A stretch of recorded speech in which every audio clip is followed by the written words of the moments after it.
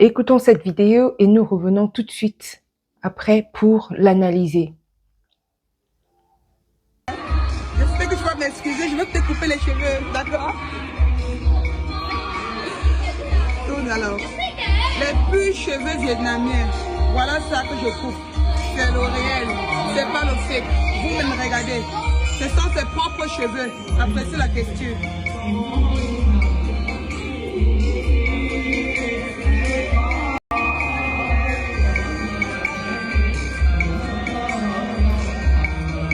Voilà ça. Thank you, my baby. Thank you, chérie. Merci beaucoup, les filles. Voilà la qualité de cheveux. Attends. Oui, pour certains, ça peut être choquant, pour d'autres, simplement le quotidien. C'est-à-dire, ça ne choque plus du tout personne. Ça ne choque plus personne. Tellement c'est ancré dans les mœurs africaines, dans les normes africaines, que les femmes doivent forcément aller ailleurs pour couper les cheveux des autres femmes pour se les arborer. Pour moi, ça devient un problème quand on ne s'assume plus du tout. C'est là où ça devient un problème. Pourquoi beaucoup de femmes, voire la majorité des femmes africaines, n'assument plus du tout leurs cheveux? Et ça, c'est pourquoi? Ça vient leurs cheveux jusqu'à se rendre à l'étranger dans des pays comme vous venez de l'entendre, en Malaisie, au Vietnam, en Thaïlande, les pays d'Afrique, les pays d'Asie du Sud-Est, les pays d'Asie du Sud-Ouest, en Chine, elles s'y rendent pour s'en acheter et des paquets pour aller envahir l'Afrique et même l'Europe, partout dans le monde entier, l'Amérique. Quand je parle des femmes africaines, bien entendu, on parle afro-descendants, quasiment tous les continents, en Afrique, en Amérique, même en Asie, partout où l'Afrique, où la femme africaine se trouve, on a maintenant, oui, ce phénomène de faux cheveux. De cheveux que vous voyez qu'on vient de couper, c'est-à-dire les cheveux d'autres personnes que les femmes africaines aiment arborer. Là, vous avez écouté cette femme qui est tellement fière, elle est fière d'aller couper les cheveux de la petite fille parce que, voilà, elle estime que ses cheveux ne sont pas du tout aux normes. Ses cheveux ne sont pas agréables, ses cheveux ne sont pas suffisamment lisses, ses cheveux n'en valent pas la peine. Je disais que pour moi, ça devient un problème quand on n'assume plus du tout ses cheveux. Le cheveu, c'est d'abord soi. C'est d'abord soi. C'est-à-dire qu'on se reconnaît en ses cheveux. Lorsqu'on ne se reconnaît plus du tout en ses cheveux, c'est là où il y a le problème. Oui, de temps en temps, tu peux oser changer la coiffure. Parce qu'on sait également que la femme africaine aime, quand vous voyez les grandes coiffures de l'époque, que les femmes africaines aimaient s'arborer à l'époque, au fil, au nattes, aux tresses, c'est des en hauteur, vraiment très très jolies. Aujourd'hui, ce n'est plus que dans les défilés de mode qu'on trouve ce style de coiffure. Mais au quotidien, ça ne l'est plus du tout. Et figurez-vous que à l'époque, c'est comme ça que les femmes africaines s'arboraient en cheveux. Aujourd'hui, ça n'est plus du tout le cas. Maintenant, c'est donc un problème pour moi quand on ne peut même plus oser assumer sa propre chevelure.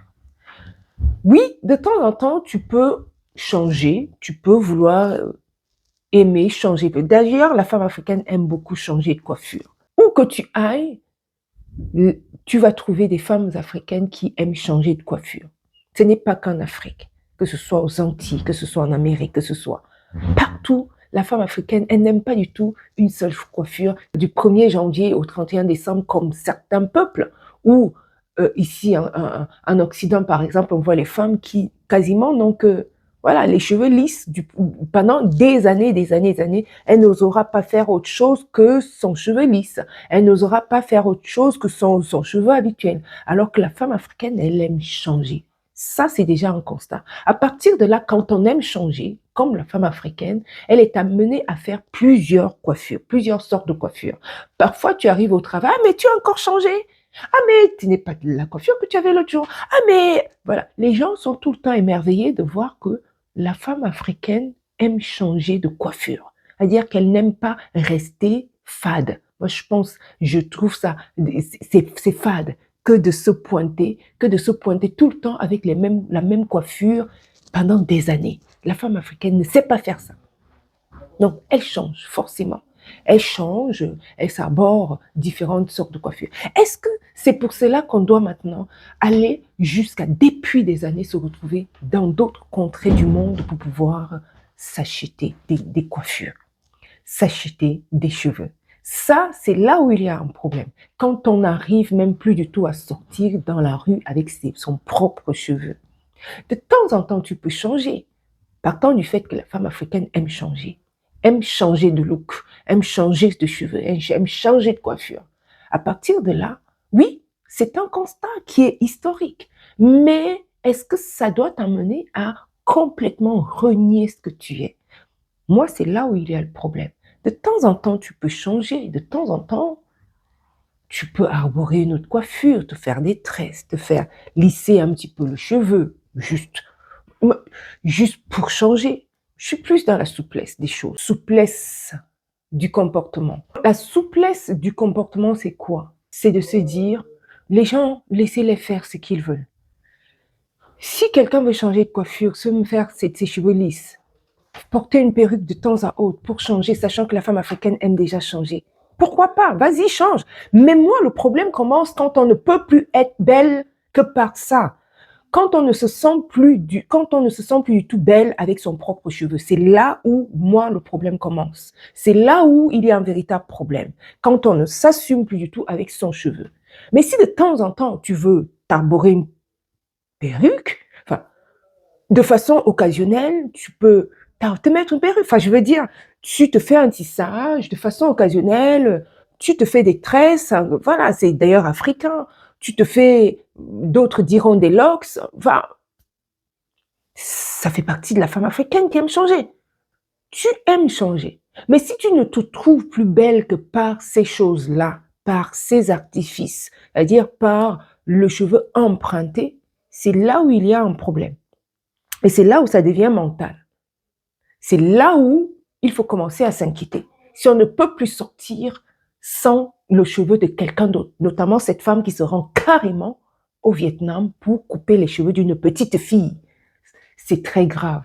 Oui, c'est absolument grave quand on sait que la femme africaine est très attachée à son cheveu. Mais malheureusement, les époques ont changé, mais il y a eu une transformation de la société qui montre que vraiment aujourd'hui, on ne s'attache plus qu'aux choses extérieures. C'est-à-dire la femme africaine a adopté le cheveu de quelqu'un d'autre pour se l'imposer à soi-même et pour se sentir belle que par ces cheveux-là. En effet, le cheveu n'est pas qu'une caractéristique, ce n'est pas qu'une chose physique. Dans de nombreuses sociétés africaines, le cheveu en Afrique reflète intimement ce qu'on est. Ça reflète l'identité de soi, ça reflète l'identité de la société. D'ailleurs, une étude en Afrique du Sud, une étude scientifique qui le montre, qu'en Afrique du Sud, les cheveux reflètent l'histoire, l'identité sociale, l'identité culturelle. Voilà une étude scientifique qui le montre. Que malheureusement, c'est également une manière de devenir aujourd'hui. Et cette manière de devenir aujourd'hui reflète quoi? C'est ce qu'on est allé importer. Comme vous voyez, tout exactement cette femme qui se rend au Vietnam pour aller couper les cheveux d'une petite fille. Pas simplement couper. Elle les coupe pour aller les vendre. Pour montrer combien son cheveu n'est pas du tout à la hauteur de ce cheveu, du cheveu de cette petite fille qui est la représentativité générale du cheveu africain aujourd'hui. C'est-à-dire qu'on va acheter et on amène pour les faire vendre. C'est une véritable honte. Je pense que c'est au-delà de la honte, c'est véritablement une manière de se renier. Au-delà de la honte, c'est de dire que on n'est pas beau, que ses cheveux ne sont pas beaux. Au-delà de la honte, c'est de dire que voilà ce que vous méritez. Voilà ce qui est beau pour vous. C'est également tout ce qui est argent derrière. Il y a également une source financière, une manne financière derrière énorme. J'ai d'ailleurs vu dernièrement des personnes qui partaient des feuilles de maïs ou des poils de maïs, des fleurs de maïs, pour pouvoir en faire des mèches à base des feuilles naturelles d'Afrique. Pourquoi pas? Pourquoi pas? Parce que quand on sait que l'Africaine aime tout ce qui est cheveux, la chevelure, changer de look, c'est quelque chose que l'Africaine aime faire. Pourquoi ne pas partir des bases sur place? Pourquoi ne pas partir d'une transformation locale à partir des essences à partir des essences qui se trouvent en Afrique? Pourquoi ne pas partir de là? Pourquoi aller se déplacer jusqu'à Perpète pour aller prendre les cheveux de quelqu'un d'autre et les aborder? Justement, ça vient également à parler de la poisse. On rencontre parfois la poisse parce que le cheveu, c'est l'identité de quelqu'un. Donc, tu vas carrément prendre les cheveux de quelqu'un d'autre. Qu'en sais-tu? Et également dans ces temples, et en Asie, c'est souvent des bouddhistes. Donc, il y a parfois également des incantations qui sont réalisées sur ces cheveux-là. Donc, du jour au lendemain, tu vas te retrouver avec un esprit qui t'accompagne, qui est l'esprit de l'autre personne. Hein, vous avez entendu cette histoire de Salomon dans la Bible. Salomon est quelqu'un qui avait... Son pouvoir était sur ses cheveux. Son pouvoir était sur ses cheveux. Et lorsqu'on a coupé ses cheveux, et c'est là où il a perdu tout son pouvoir. Toute sa puissance. Donc on voit là véritablement que le cheveu, par le cheveu, réside une certaine... peut résider un esprit, peut résider un pouvoir, peut résider une force, peut résider certaines choses. Et c'est ça que les Africaines portent aujourd'hui, les cheveux d'autres personnes, et ne s'assument plus. Et je reviens toujours à dire que ça devient problématique quand on ne s'assume plus du tout. Sachant que l'Africaine aime changer de look, tu peux changer de temps en temps, oui, arborer autre chose juste pour changer, mais quand tu ne te trouves plus belle que par ces choses-là, c'est là où c'est un véritable problème. Et je sais également ici qu'il y a beaucoup de personnes sur le net qui ne vendent que du rêve, en fait. Tu n'es là que pour vendre du rêve aux autres femmes. Des modèles, modèles, qui abîment complètement toute une société par des choses qui n'éduquent pas. Et malheureusement, les médias ne mettent en avant que ces personnes-là. Je déplore cette situation parce que ça n'aide pas la jeunesse africaine à pouvoir s'assumer. J'ai beaucoup aimé, je crois que c'est une Sénégalaise, si ce n'est pas une Malienne, à dire qu'elle accompagne véritablement à cette démarche-là, de pouvoir quitter ces artifices qui ne sont pas les vôtres et d'oser accepter son cheveu, d'oser traiter le cheveu naturel. Et c'est vraiment des actions à mener à long terme. Certes, c'est souvent comme si c'est une petite goutte d'eau que mais c'est un cheveu dans la soupe, c'est quelque chose c'est comme si tu lançais une bouteille dans la mer. Mais franchement, et que tu ne sais même pas où elle va aller, mais ça a quand même de l'impact. Aujourd'hui, moi, je suis plus pour ces actions-là que des pseudo-influenceuses ou alors créatrices de contenu qui font tout le contraire et qui montrent, on dirait qu'elles ne montrent que comme si la femme africaine ne devait pas arborer ses propres cheveux et n'apparaissent qu'avec ce style de cheveux. Bon, après, on a aussi le fait que quand tu as tellement tiré sur ton cheveu, comme la femme africaine aime le faire, on se retrouve par exemple avec des alopécies. Bon, là aussi, on est carrément à un moment donné obligé d'apparaître tout le temps en perruque parce que ça a tellement abîmé ton cheveu que tu ne peux plus faire autrement que d'apparaître avec un cheveu qui ne t'appartient pas. Parce que ce n'est plus possible d'apparaître autrement parce que l'alopécie a touché toute ta tête. Et que seulement à force de couvrir ton cheveu, couvrir tout le temps, tu étouffes. Il n'y a plus du tout d'oxygène sur ton cheveu et d'où, quand tu vas enlever tous ces artifices-là, ton cheveu quitte de lui-même. Quitte parce qu'il n'y a pas d'oxygène, il n'y a pas de traitement. Bon, je ne suis pas un spécialiste du cheveu, mais j'imagine que c'est cela, qu'à force de l'étouffer par toutes ces perruques, par toutes ces Le jour où tu révèles ton cheveu, finalement, ce n'est plus du tout, le cheveu devient sec, le cheveu est abîmé, etc., etc. Dans tout ça, il y a beaucoup de choses, hein, il y a beaucoup de causes à tout ça. Il y a les médias, il y a la stigmatisation, de montrer comme si le cheveu afro n'est pas beau. Et ça crée de véritables carences psychologiques à beaucoup de femmes, de jeunes femmes noires. Donc, il est vraiment important de valoriser ce cheveu-là et de se dire, voilà, on a autre chose que ce que vous allez chercher en Asie du Sud-Est ou en Asie.